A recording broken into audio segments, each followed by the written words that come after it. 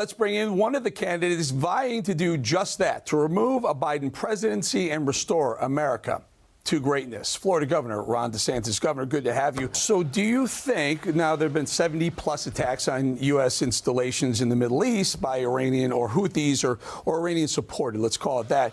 Would you as president preemptively attack Iran? Well, I don't know about that, but I think what happens is if you have troops in harm's way and somebody takes a pot shot at them, you've got to respond with sufficient force so that you're deterring that from happening in the future. And I think what Biden's doing is he's basically going through the motions. He's inviting more attacks on our troops. A lot of these troops, I'm not even sure what their core mission is. So you have to act in ways that are going to deter rather than invite attacks against your troops. Biden's failing our troops, and he's failing the country. Say ways. Sanctions don't seem to work with these people. So ways, what would President DeSantis' ways of response be? Well, certainly, I think that you can actually Biden won't even do the sanctions. I mean, he could turn the screws that will stop some of this oil money from going there. That'll make it harder for them to fund operations in terrorism. So he should definitely do that. But my policy would be very simple. If you harm the hair on a head of an American service member, we are going to respond, and you're going to have hell to pay.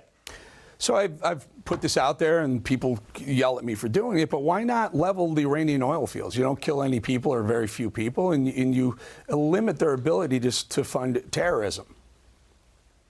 So I would, I would look at all options.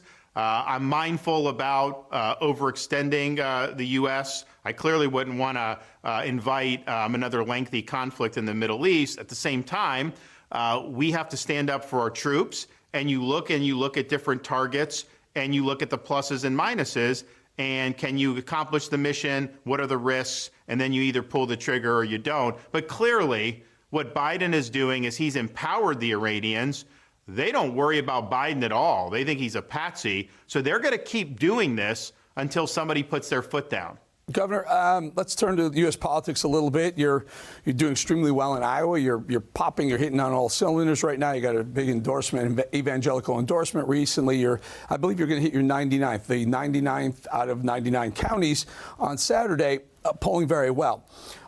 Nikki Haley is also, I don't know, for some reason, Fox has anointed her as their next one. I think you were the first one out of the box, and they seem to move the program to Nikki Haley. You and Haley are sniping at each other. I want to focus on one thing. Chris Christie gave you a little bit of credit. I don't know if you saw this, but Chris Christie gave you credit recently on NBC or ABC, maybe it was CNN, I'm sorry. And he said that you're specific about your abortion policy. Nikki Haley has flip-flopped to pander to the people of Iowa. What do you see is the proper abortion policy, and is Nikki Haley pandering to the people of Iowa for votes? Yeah, I think she's been all over the map. I think she's trying to signal different policies to different people. But I think this is part of a larger pattern with her, where she's really tried to ingratiate herself with the political and economic establishments. And those establishments have failed this country. Candidates that are establishment candidates will not win elections in this country nationally because of the failures of the policy. So, for example, she has said that there should be no limits on immigration. It should be determined by corporations and CEOs. I don't agree with that at all. I think immigration should be about what's best for Americans and American workers.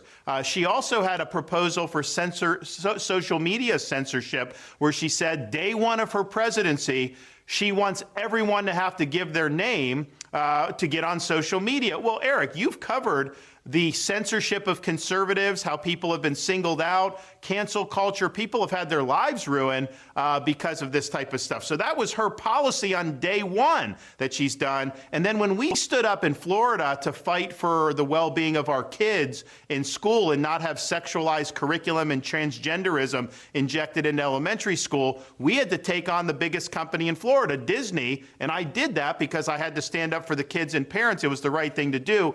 Nikki Haley sided with Disney. So she tends to side with the large corporations, and she tends to side with the establishment interest. Ultimately, she can try to obfuscate, but as voters see that, that is not going to be good for her with Republican voters. I'll take you one step further. Nikki Haley won't come back on the show. She'd been on several times because I did call her out for that censorship of requiring social media to make people state your name and where you're from in order to post. It's a censorship of the First Amendment. It's not free speech anymore. She won't come back on. We invited her on, but she's mad. So I also point out the Koch brothers yesterday or this morning, endorsed Nikki Haley. What are your thoughts of that?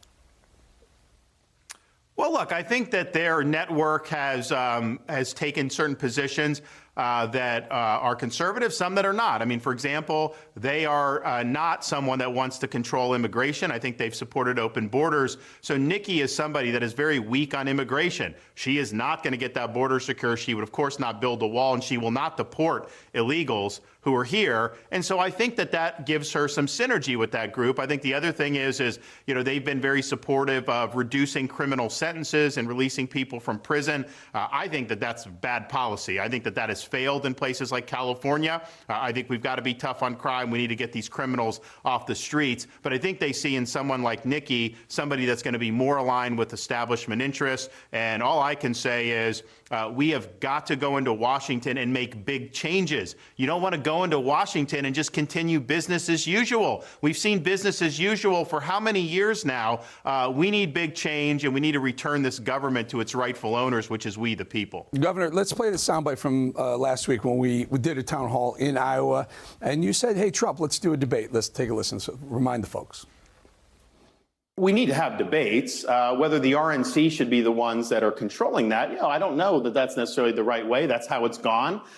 Maybe as we get forward, maybe there'll be more freewheeling debates. I mean, I'd love to do a debate on Newsmax. We get the former president and me. Let's just have at it for an hour. I think we would do it on your. Hold on, I'm getting a note in my ear right now.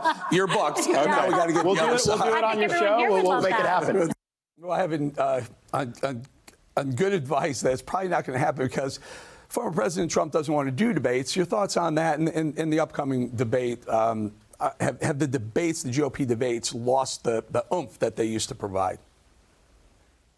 Well, look, I mean, I think to the extent that the RNC is running this, they should give Newsmax a debate. I mean, you guys have covered a lot of important issues for Republicans.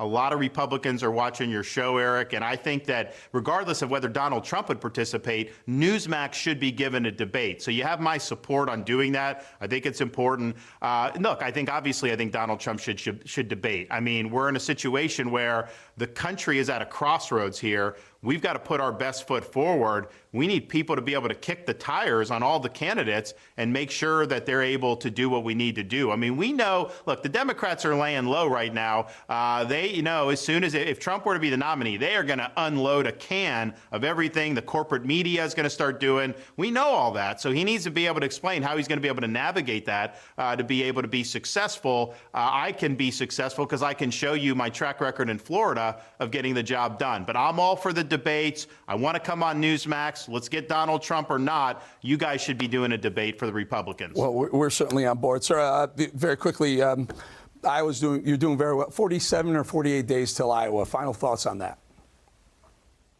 Run it all the way through the tape. We've got a great organization. We're endorsed by Governor Reynolds, a fantastic governor. We just got endorsed by Bob Vanderplaats, biggest evangelical leader. 41 legislators have endorsed us. We've created an unprecedented support network, and we're just going to work our tail off and bring it in for a landing on caucus night. So I'm looking forward to doing that. All right, Governor, really good having you on. Governor Ron DeSantis, everyone. Thank you so much. Thank you.